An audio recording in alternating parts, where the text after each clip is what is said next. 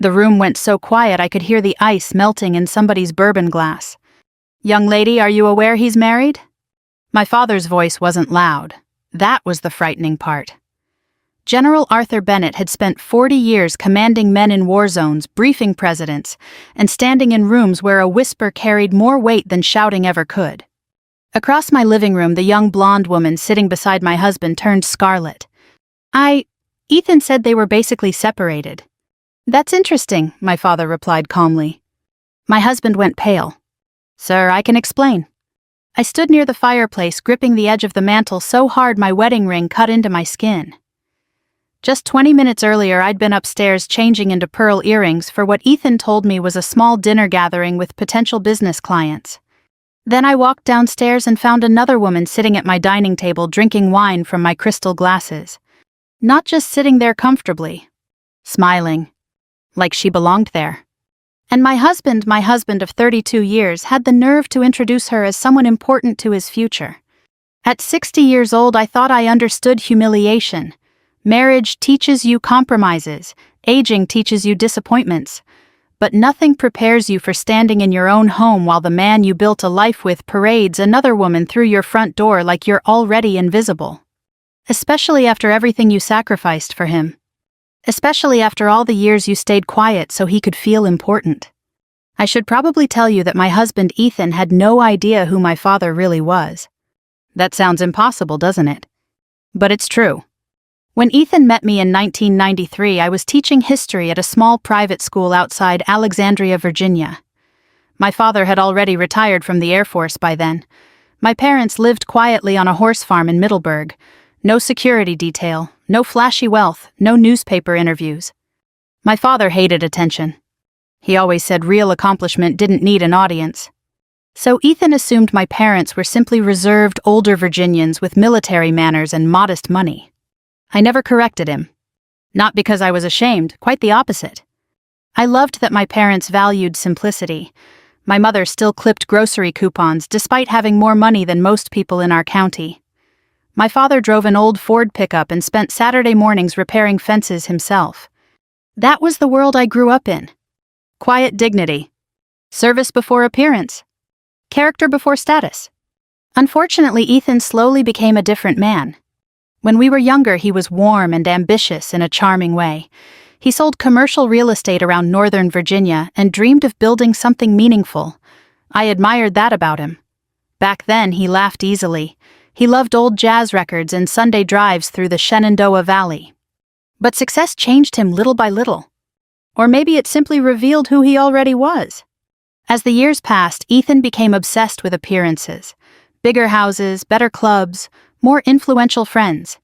He started measuring human value by job titles and dinner invitations. And lately he'd become fascinated with politics. Especially powerful people. 3 months earlier, he started mentioning Senator Marcus Whitmore constantly. Apparently, Whitmore's daughter worked in nonprofit fundraising and had excellent Washington connections. That daughter was now sitting in my living room wearing a cream-colored dress and looking terrified of my father. Her name was Vanessa. She couldn't have been older than 35. Young enough to still believe charm could rescue her from consequences.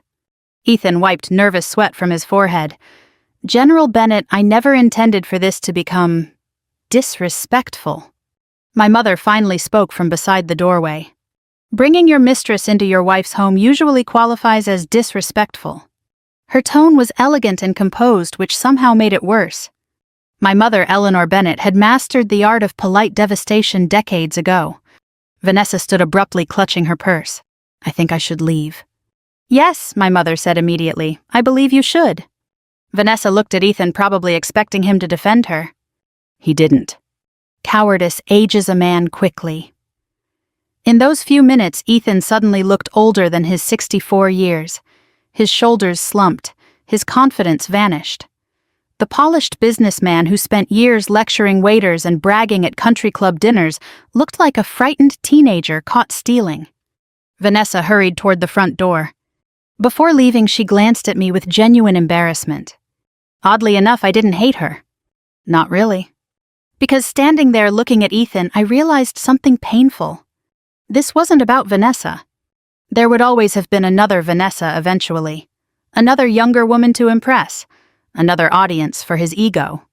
The real betrayal had begun years ago when Ethan stopped valuing the life we built together. The front door closed softly behind her. Silence settled across the room again. My father looked at Ethan steadily. "You threatened my daughter tonight." Ethan blinked quickly. "Sir, You told her not to anger a senator." My father took one slow step forward. "Son, I buried pilots before you finished college. Do not mistake me for a man intimidated by politicians." I almost closed my eyes at that moment because I recognized the voice. Calm, controlled, dangerous. The command voice. I hadn't heard it in years. Ethan swallowed hard. "Claire never told me." "No," my father interrupted. "She didn't. Because unlike some people, our family doesn't treat influence as decoration." My chest tightened unexpectedly. Even now, after walking into this disaster, my father wasn't bragging. He was defending values, defending me. That realization nearly broke me more than Ethan's betrayal. Because suddenly I understood how lonely I'd become inside my marriage. I used to make excuses for Ethan constantly. He's under stress. He didn't mean it that way. He's worried about retirement. But standing there that evening, I finally saw the truth clearly. A good man under pressure becomes tired. A selfish man under pressure reveals himself. My mother crossed the room and touched my arm gently. "Claire, sweetheart, when did you last eat?" Such a small question. Such a mother question. And for some reason, that was what finally cracked me open. I started crying right there beside the fireplace at 60 years old like a heartbroken girl. Not dramatic sobbing. Just exhausted tears. My father's expression softened instantly. Ethan stepped toward me. "Claire." I held up my hand. "No." One word. But it stopped him cold. Because for 32 years I had always eventually softened, always listened, always forgiven. This time was different. I looked directly at my husband. "You didn't just betray me, Ethan," I said quietly. "You humiliated me in my own home." His eyes filled with panic then. Real panic. Not because he suddenly loved me correctly. Because he finally understood he might actually lose me. And deep down, men like Ethan always assume there will be one more chance. He didn't know yet there wouldn't be. I barely slept that night. After my parents left the house, felt unfamiliar like a hotel room after an argument. The grandfather clock in the hallway sounded louder than usual. Every creak in the floorboards made my nerves jump. Ethan slept downstairs in his office. Or at least I assumed he tried to. Around 3 in the morning, I walked quietly into the kitchen for tea and found him sitting alone at the table in darkness, staring into an untouched glass of scotch. For a moment he looked old. Not distinguished old, not confident old. Just tired. The kind of tired that settles into a man after he realizes the story he told himself about his life is collapsing. He looked up when I entered. "Claire." I said nothing and reached for the kettle. "I'm sorry," he said softly. I kept my eyes on the stove, for which part? The silence after that question stretched painfully. For all of it. I laughed once under my breath. Not because anything was funny, but because men often discover sincerity only after consequences arrive. 32 years of marriage teaches you how to hear the difference between guilt and regret. Guilt says I hurt you. Regret says I got caught. I still didn't know which one Ethan felt. He rubbed both hands over his face. "You have every right to hate me." "I don't hate you." That surprised both of us. Because it was true. Hatred requires energy. What I felt was something colder, a deep disappointment that hollowed me out from the inside. I poured hot water into my mug carefully. "You know what hurts most?" I asked quietly. Ethan looked up. "You thought I'd tolerate it." His jaw tightened. "You honestly believed you could bring another woman into this house and I'd stay quiet because her father was powerful." "Claire, that's not." That is exactly what happened. For years, Ethan had slowly mistaken my calmness for weakness. That realization hurt worse than the affair itself. When we were younger, Ethan used to admire my steadiness. He'd tell friends I could stay calm through anything. During hard years, his business failures in the early 2000s, my mother's cancer, scare the death of his older brother, I was the one who held our life together quietly. But somewhere along the line, my steadiness stopped looking like strength to him. It started looking like surrender. "I never meant to humiliate you," he whispered. I turned toward him finally. "Well, you did. Simple truth sounds heavier after midnight." He looked down again. "You don't understand how things got out of hand." I almost answered sharply. Instead, I sat across from him with my tea between my hands. "No," I said calmly, "I think I finally do."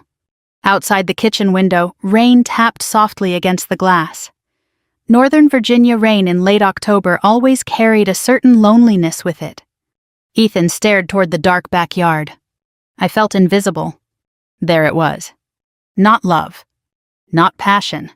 Vanity. "I'm 64 years old," he continued quietly. "Young people in this business look right through me now. New money, tech people, political donors, everyone chasing the next thing." I listened without interrupting. Then Vanessa started paying attention to me, laughing at my stories, asking for advice. His voice cracked slightly. She made me feel important again. That sentence told me everything. Not because it excused him, because it exposed him. I remembered the man I married at 31. Ethan had once been kind to everyone. He volunteered coaching Little League. He visited his mother every Sunday after church. He used to bring me daisies from roadside flower stands because he remembered I loved simple things. But over time, Ethan became addicted to admiration. And admiration is a dangerous drug for aging people. Especially in America, where growing older often makes people feel discarded.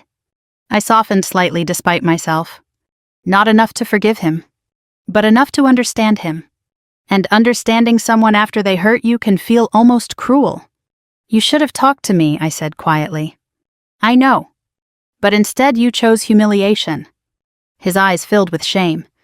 "I didn't think you'd ever leave." That sentence landed harder than the affair. Because it was true. Ethan had spent decades believing my loyalty was unconditional. And maybe I had taught him that. Not intentionally, but still. Women of my generation were raised differently.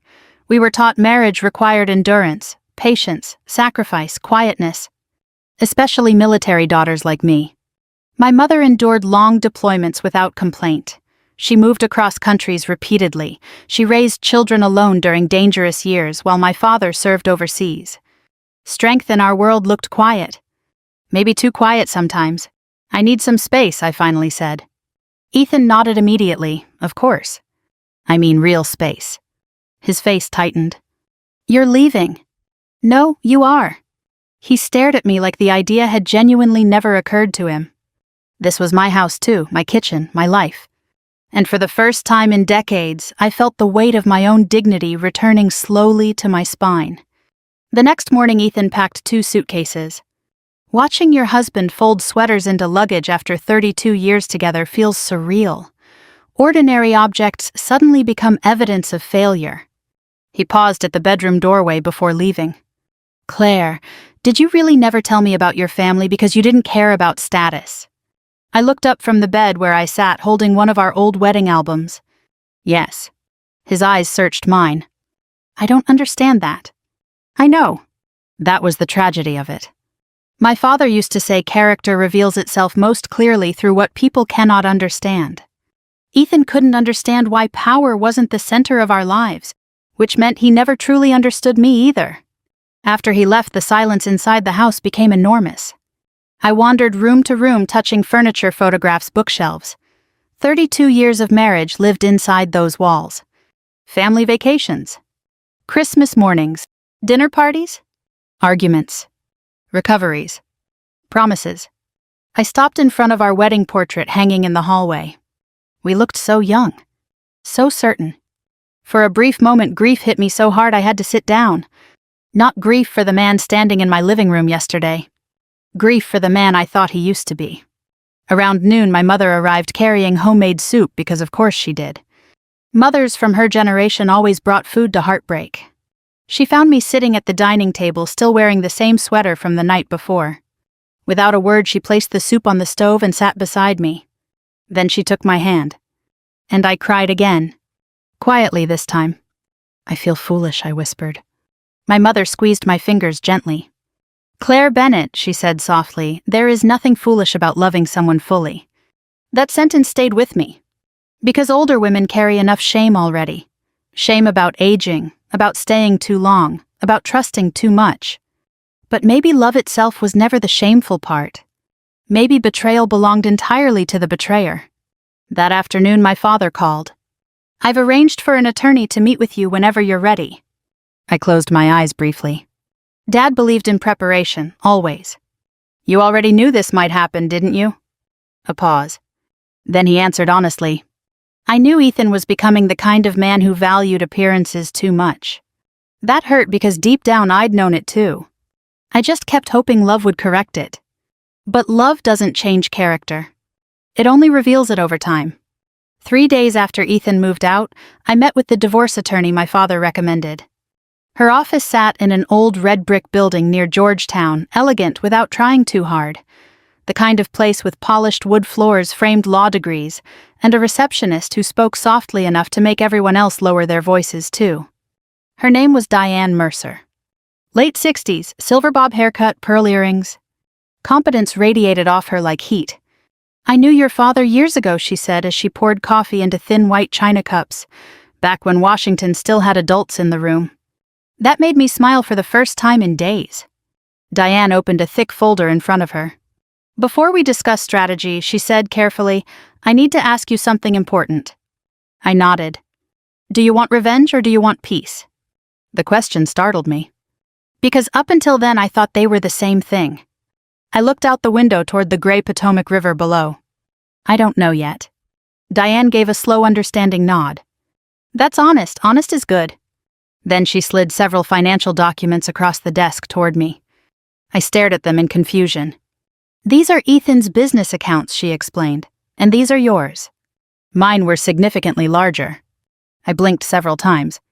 Even though I understood my family's financial structure generally, I had never focused much on the numbers. My father handled most investments through family trusts, established long before I was born. Diane adjusted her glasses. "Claire, do you realize your husband's company would have failed nearly 12 years ago without distributions from your personal trust?" I looked up sharply. "What?" She pointed calmly to several documents. "Capital injections, quiet debt coverage, tax protections. Most of Ethan's major business recoveries were indirectly supported by your family assets." I stared at the papers in disbelief. Not because I doubted her. Because I suddenly understood something humiliating. Ethan had spent years acting superior while unknowingly surviving because of me. Or more accurately, because of the quiet stability my family provided. I never even told him, I murmured. Diane folded her hands carefully. "Your father requested discretion."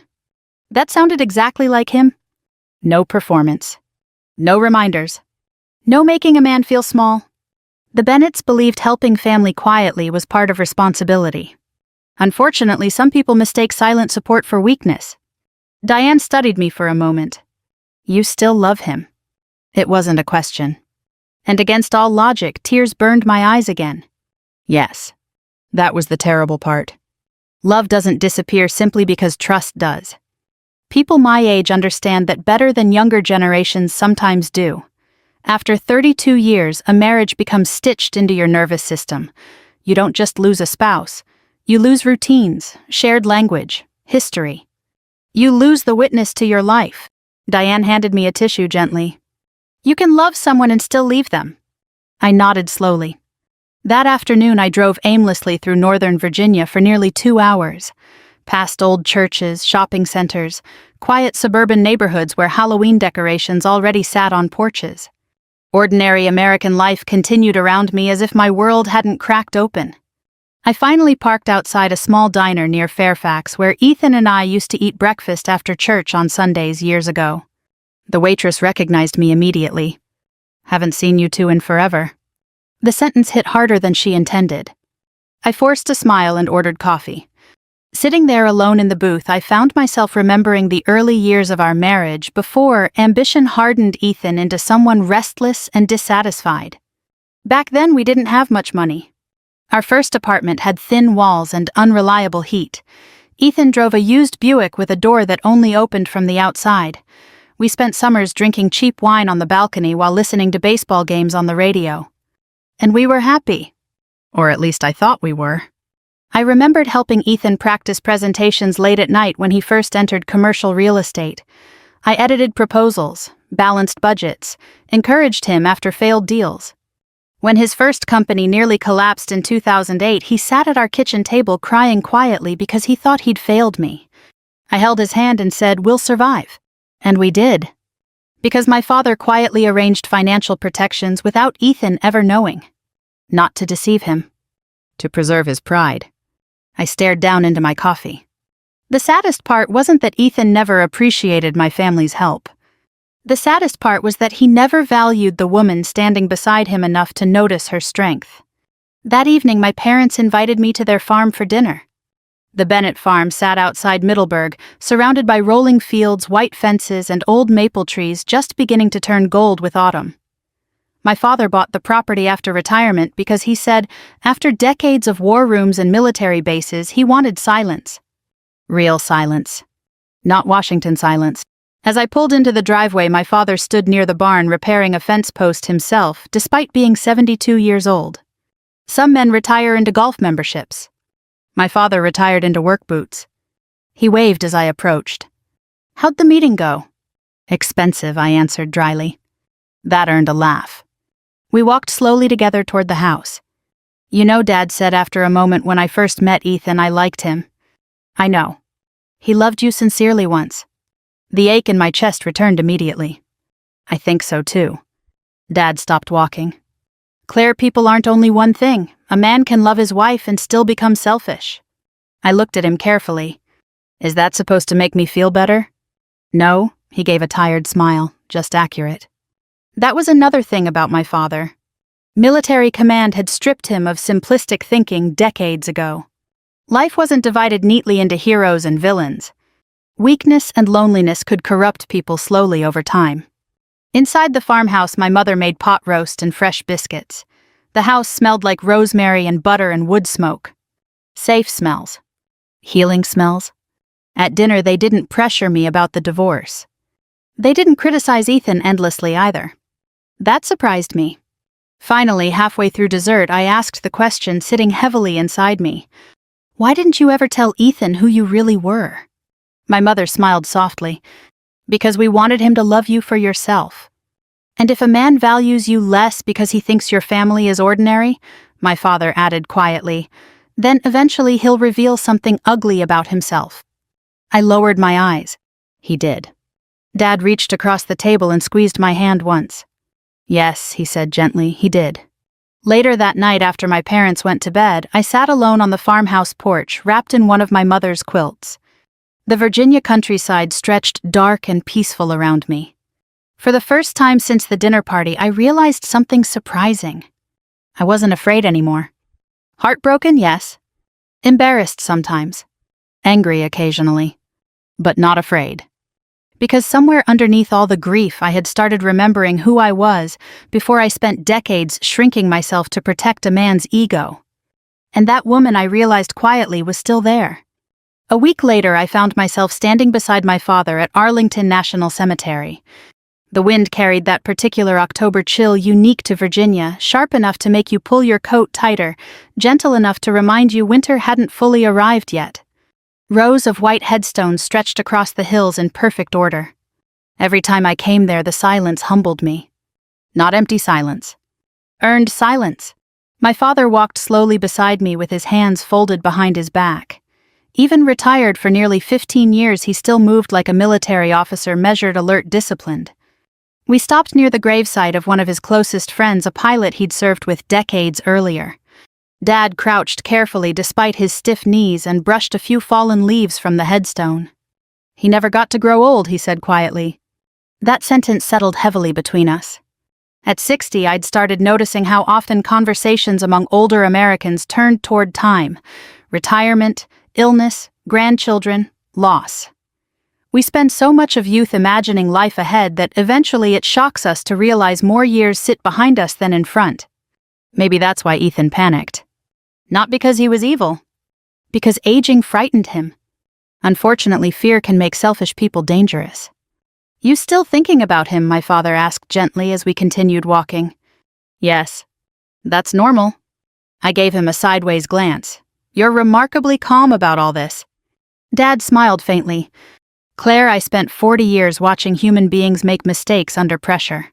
Mistresses aren't exactly battlefield decisions. No, he admitted, but pride is pride, ego is ego. We walked quietly for a few moments.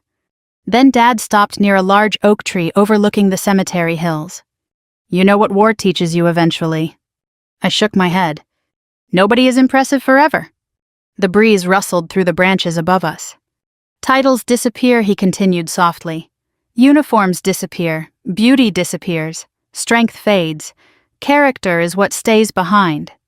I felt tears sting unexpectedly. Because deep down, I knew that was exactly what Ethan had lost sight of. And maybe what I had forgotten too. That afternoon, I drove to the Veterans Hospital in Washington for the first time in years. My mother volunteered there every Thursday, helping elderly spouses complete paperwork and insurance forms. After retirement, my father occasionally visited wounded veterans quietly without publicity.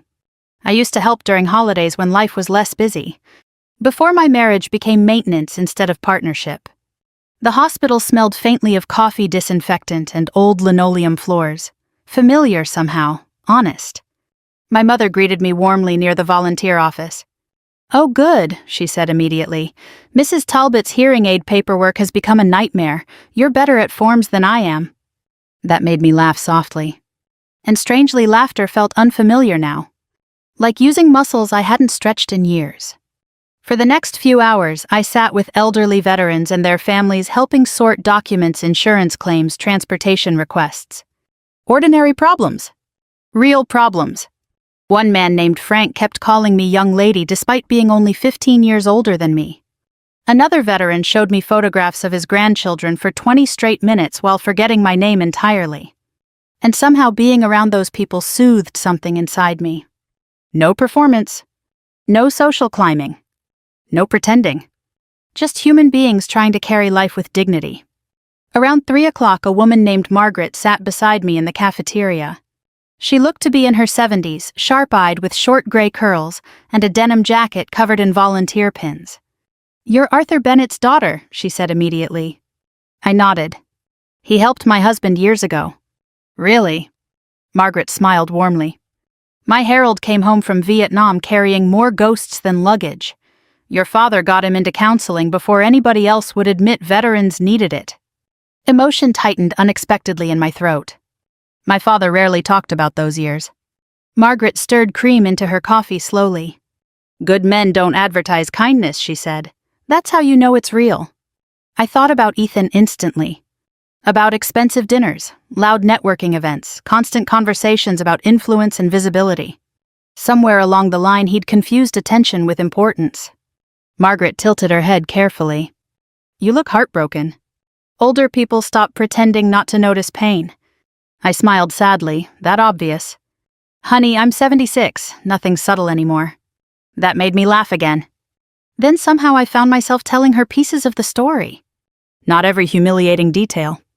Just enough. Margaret listened quietly without interrupting. Finally, she patted my hand. Men panic when they age, she said matter-of-factly.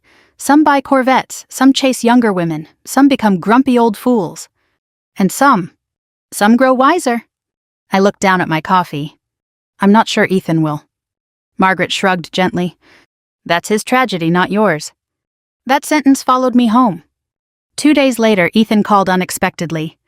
I almost didn't answer. But after 32 years, ignoring his name on my phone felt impossible. Hello? His voice sounded tired immediately.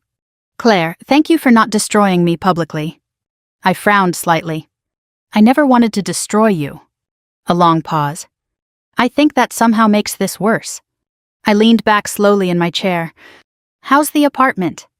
Small. That nearly made me smile despite myself. Ethan had always hated small spaces. He cleared his throat awkwardly. I lost the Franklin contract. I closed my eyes briefly. The Franklin contract was huge, nearly 40% of his consulting income. I'm sorry, I said automatically. And I meant it. That surprised me. Ethan let out a hollow laugh. You know what's pathetic? Half the people avoiding me now were never real friends to begin with. There it was. The loneliness underneath vanity. I didn't answer immediately. Finally, I said quietly, "That's what happens when relationships are built on appearances." Silence. Then softly, "You warned me about that years ago." I remembered the conversation instantly. A charity gala in Georgetown nearly 12 years earlier. Ethan spent the entire evening chasing conversations with influential donors while ignoring longtime friends seated beside us. On the drive home, I told him, people who only value status eventually abandon each other the moment status disappears. At the time, he laughed it off. Now he sounded broken remembering it. "Claire," he said carefully, "did you ever feel invisible with me?" The question stunned me, because he had never asked anything like that before. And the truthful answer hurt. Yes. Silence filled the line again. Not defensive silence, painful silence. The kind older couples eventually recognize the silence that arrives when truth finally outweighs pride. When we hung up, I sat quietly for a long time staring out my living room window. Marriage is strange that way. Sometimes people don't really begin seeing each other clearly until everything falls apart. That evening, my mother called and invited me for Sunday dinner again.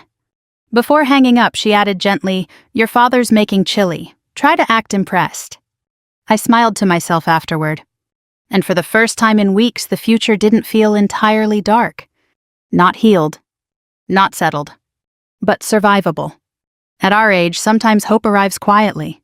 Not as excitement. As peace. By early December, Ethan's business had officially begun to collapse. Not dramatically. That's the thing younger people misunderstand about failure. Most lives don't explode overnight. They erode quietly. One canceled contract. One unanswered phone call. One invitation that suddenly stops arriving. At our age, you notice those absences immediately. Ethan certainly did. I heard pieces of the story through mutual friends first. A developer in McLean ended their consulting agreement. 2 longtime clients moved to another firm. A charity board quietly replaced him before the annual gala. Washington has always specialized in elegant exile. Nobody says you're unwelcome. They simply stop calling. I wish I could tell you I enjoyed hearing about it. Part of me expected revenge to feel satisfying. But mostly it felt sad. 32 years is a long time to watch someone slowly become a stranger. One rainy afternoon, Ethan came by the house to collect more belongings. I nearly didn't open the door when I saw him standing there through the window. He looked thinner. His expensive camel overcoat hung loosely around his shoulders, and for the first time in decades, his hair looked genuinely gray instead of carefully managed. Aging arrives quickly once vanity loses its audience. "Hi," he said awkwardly when I opened the door. "Hello?" For a moment, neither of us moved. Then I stepped aside silently. He walked into the foyer slowly, like a visitor instead of a husband. The Christmas decorations were already up, garland along the staircase, white lights around the mantel, the same decorations I'd unpacked every December since 1994. Ethan stared at them quietly. "You always made Christmas beautiful." The comment hit me unexpectedly hard. Because it was true. For decades, I created warmth around him while he chased admiration elsewhere. He walked upstairs while I remained in the kitchen pretending to organize mail. A few minutes later, I heard drawers opening in the bedroom. Then silence. Then another drawer. 32 years of shared life reduced to deciding which sweaters belonged to whom. Eventually, he came downstairs carrying 2 boxes. He paused near the dining room doorway. "Do you remember our first Christmas here?" Of course I remembered. We bought the house in 1998 after years of saving. It wasn't enormous by Washington standards, but I loved it immediately. Wide front porch, tall windows, old oak trees in the backyard. That first Christmas, we couldn't afford proper furniture yet, so we ate dinner sitting on folding chairs beside the fireplace. "Yes," I answered quietly. Ethan gave a tired smile. "You made tomato soup because we spent all our money on the down payment. And you burned the grilled cheese sandwiches." "That too." For one painful second, the old version of us returned. Not the polished couple from charity galas. Just 2 people trying to build a life together. Then reality settled back into the room again. Ethan looked down. "I threw away something good, didn't I?" I answered honestly.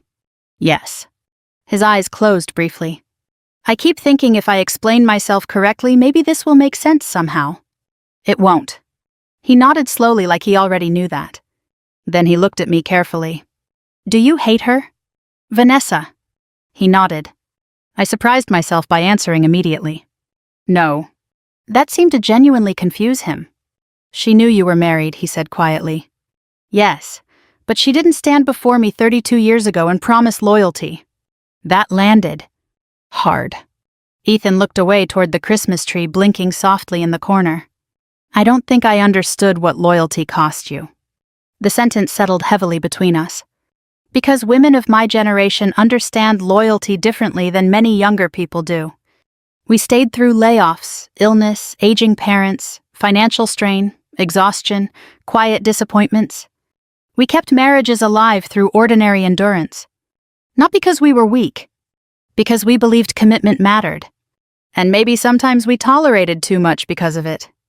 I wasn't unhappy all those years, Ethan said suddenly. I looked at him. That almost makes this worse. His face crumpled slightly. I know.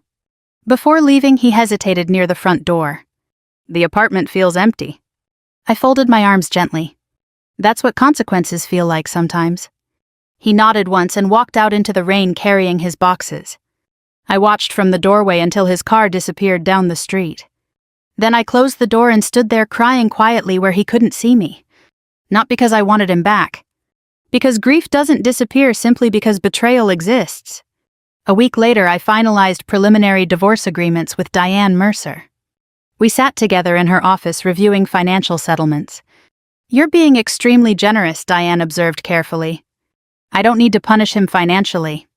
She studied me over her glasses. You could. I know. And I could have. Legally, much of Ethan's lifestyle had depended indirectly on structures connected to my family's trusts and investments. But stripping him completely felt cruel. My father was surprised when I told him my decision later that evening. You owe him nothing, he said firmly. Maybe not. Dad looked at me carefully across the farmhouse kitchen table. Then why? I stared down at my coffee for a long moment before answering. Because I loved him once. The room grew quiet. My mother reached over and touched my hand softly. Mercy becomes easier once anger finishes burning. That doesn't mean forgiveness arrives quickly. Only that revenge eventually grows exhausting. A few days before Christmas, Ethan called again. This time his voice sounded different. Smaller somehow. I lost the apartment. I sat upright immediately. What happened? I can't afford it anymore. The words seemed painful for him to say aloud.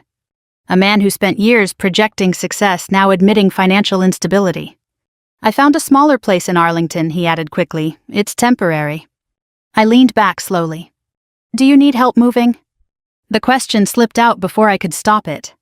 Long silence. Then very quietly. Why are you still kind to me? I looked out the window toward falling snow beginning to cover the backyard. Because despite everything, kindness still felt more natural to me than cruelty. Because being cruel won't heal me, I answered honestly. He made a sound that almost resembled breaking.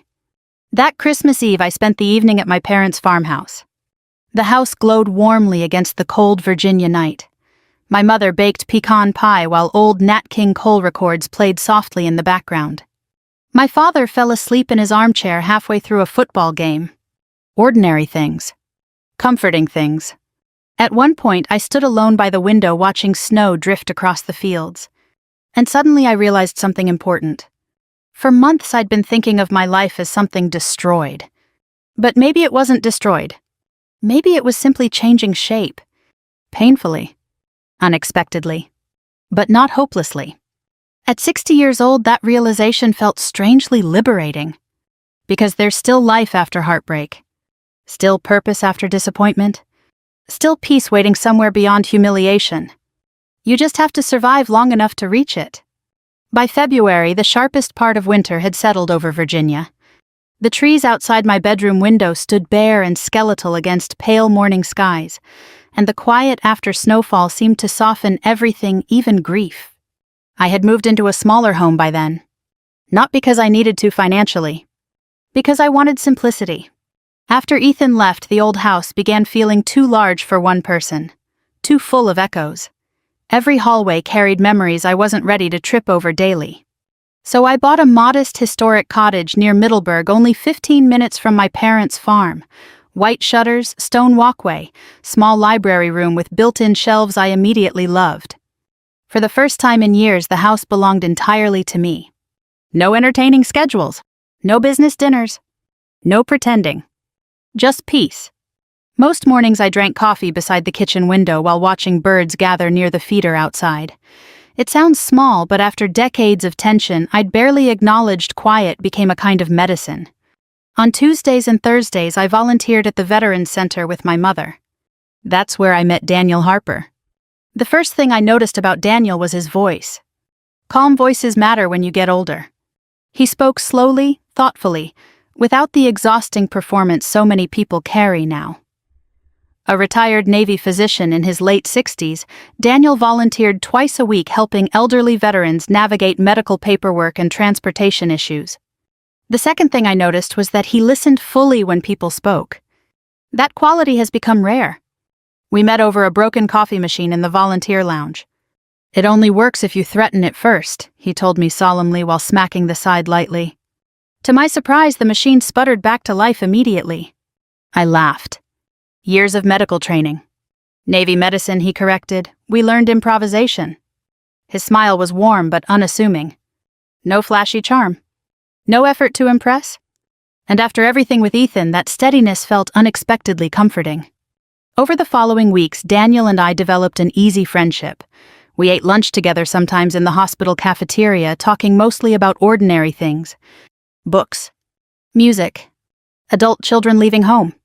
The strange invisibility that comes with aging in America. Daniel had been widowed 6 years earlier after nearly 40 years of marriage. She hated hospitals, he told me once with amused sadness, which was inconvenient considering she married a doctor. I smiled softly. "Were you happy?" "With her?" He nodded slowly. "Yes, not every day, but overall yes." That answer stayed with me because it sounded honest. Not romanticized. Real. Older people understand happiness differently. We stop expecting constant excitement. We begin valuing consistency, safety, companionship. Peace becomes more attractive than passion eventually. One afternoon after volunteering, Daniel and I walked slowly through downtown Middleburg, carrying cups of coffee while snow melted along the sidewalks. "You seem lighter lately," he observed gently. I looked at him carefully. "I think I'm finally breathing normally again." He nodded like he understood exactly what I meant. "Long marriages can become heavy," he said quietly, "even good ones." I appreciated that he didn't immediately criticize Ethan. Most people wanted villains and victims because simple stories feel easier to process. But real marriages rarely collapse from one moment alone. Sometimes they erode slowly under unspoken disappointments. Meanwhile, Ethan had started seeing a therapist. I learned that accidentally during one of our occasional phone calls regarding financial paperwork. "I almost walked out after 10 minutes, he admitted awkwardly. I nearly smiled imagining it. Ethan hated vulnerability. "What changed your mind?" The line stayed quiet briefly. "The therapist asked me why I needed strangers to admire me so badly." That sounded uncomfortably accurate. And apparently the answer takes 50-minute sessions to explain. For the first time in months, I heard genuine self-awareness in his voice. Not excuses. Not blame. Reflection.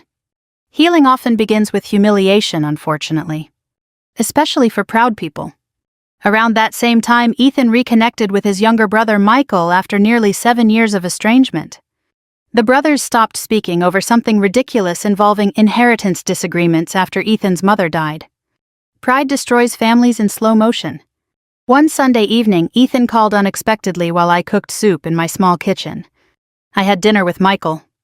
I stirred the pot slowly. "How'd it go?" He hugged me. Emotion cracked unexpectedly in his voice. "We haven't hugged since Dad's funeral." I leaned quietly against the counter. He said something interesting. "What?" He said I spent years chasing people who didn't care about me while ignoring the ones who did. The truth sounded painful even secondhand. Outside my kitchen window, snow began falling softly again. "I think he's right," Ethan whispered. That conversation haunted me afterward. Because despite everything, part of me still mourned for the man Ethan could have remained if he'd valued the right things. A few days later, my father came by the cottage carrying groceries I didn't ask for because retired military fathers apparently express love through unnecessary supplies. "You living entirely on soup now?" he asked suspiciously while unpacking canned goods. "I'm 60, not 23. Your cooking habits suggest otherwise." I laughed and handed him coffee. Dad wandered slowly through the cottage approvingly. "This place suits you." "I think so too." He stopped beside the bookshelf in the living room. "You seem peaceful." The observation surprised me because it was true.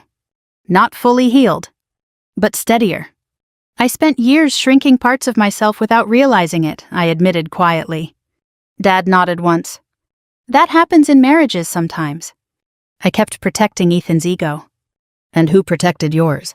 The question hit deep. Because I genuinely didn't know. Women of my generation were often taught emotional caretaking so thoroughly that eventually we stopped noticing our own exhaustion. Dad sat heavily in the armchair near the window. "You know why your mother and I survived all these years?" I smiled faintly, fear. "That too." Then his expression softened warmly. "But mostly because neither of us needed the world to constantly prove our value." That was the difference. My parents built their marriage around partnership. Ethan built much of his identity around validation. And validation disappears quickly with age. That evening after Dad left, I sat quietly by the fireplace thinking about the strange shape life had taken. 6 months earlier, I believed my marriage defined me completely. Now I was learning something unexpected. There could still be joy after betrayal. Still friendship. Still meaning. Still mornings filled with peace instead of anxiety. At 60 years old, I had assumed most major transformations were behind me. Instead, life quietly handed me another beginning. And for the first time in a very long while, I wasn't afraid of the future anymore. 1 year after Ethan brought Vanessa into my home, autumn returned to Virginia. The maple trees around Middleburg had turned deep shades of gold and rust again, and cool air drifted through open windows carrying the smell of wood smoke and fallen leaves. I used to think heartbreak permanently divided life into before and after. Now I understood something gentler. Life keeps moving. Not because pain disappears, because people learn how to carry it differently. That October evening, I attended a military charity fundraiser in Washington, honoring veterans and long-term military spouses. My mother convinced me to go after 3 days of persistent encouragement, and one particularly effective guilt trip involving her homemade lemon cake.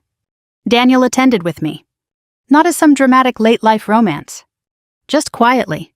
Comfortably. That mattered more. At our age, companionship becomes less about fireworks and more about ease.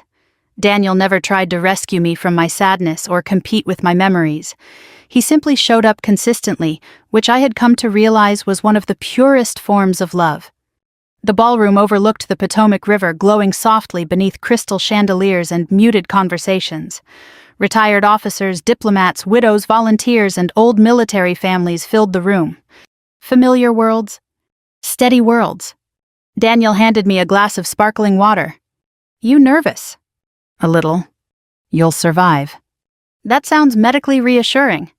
Navy medicine specialized in confidence over certainty. I laughed softly. Then I saw Ethan standing near the far side of the ballroom. For one suspended moment, everything inside me went still. He looked older. Not ruined. Just humbled. His hair had gone almost entirely gray now, and the sharp arrogance he once carried so naturally had disappeared. Instead, he stood quietly speaking with an elderly veteran in a wheelchair. Listening carefully. Actually listening. Daniel noticed my expression immediately. "That him?" "Yes." He nodded gently. "You want to leave?"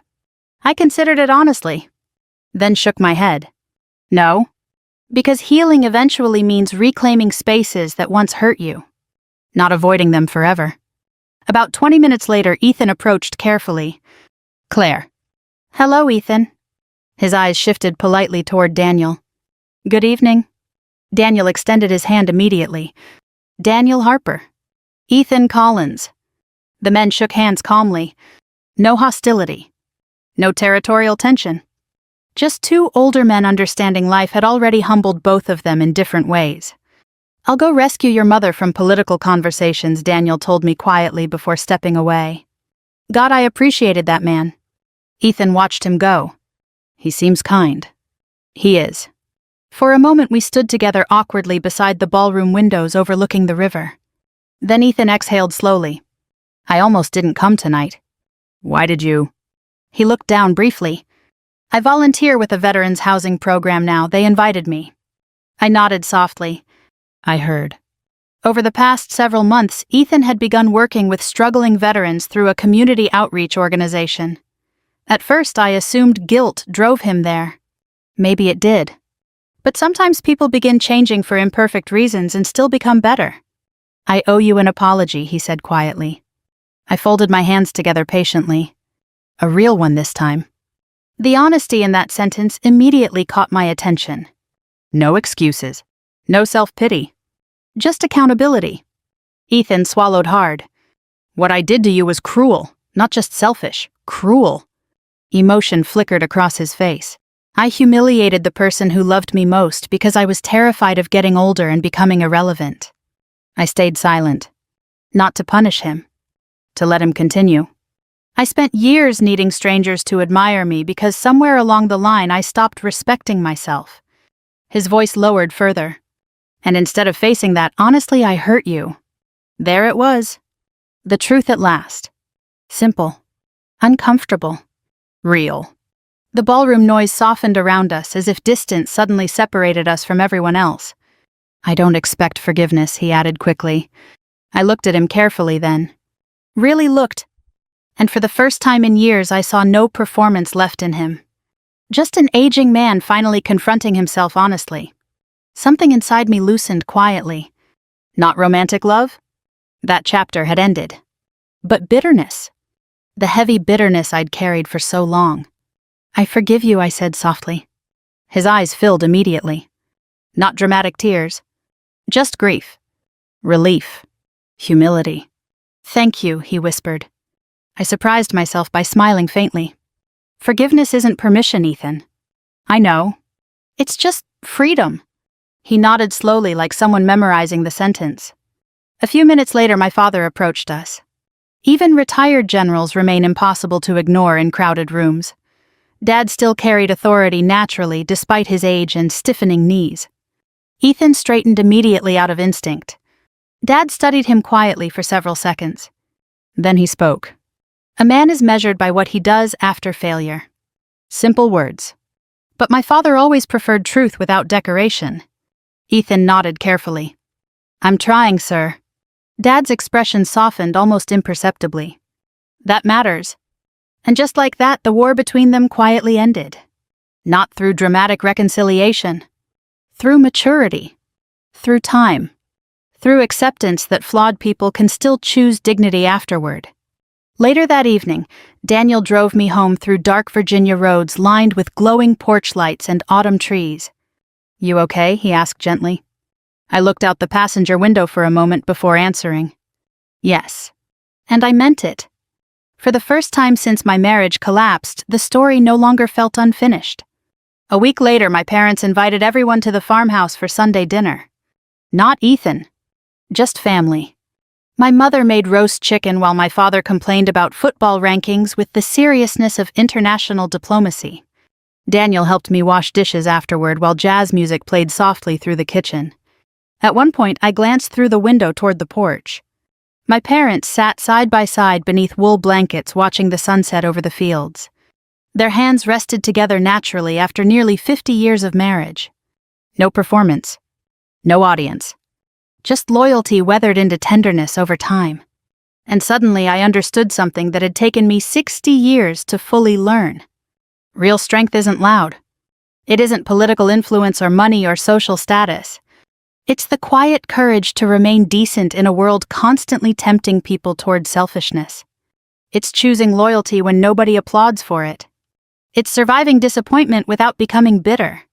It's allowing yourself to begin again after humiliation. Even late in life. Especially late in life. So, if you're listening to this story tonight, carrying heartbreak, regret, or disappointment of your own, I hope you remember something important. The people who appear quietest are often carrying the strongest foundations. And sometimes losing the life you expected becomes the first step toward finding peace you never thought possible. If this story touched you in some way, share it with someone who may need the reminder that dignity, kindness, and second chances still matter.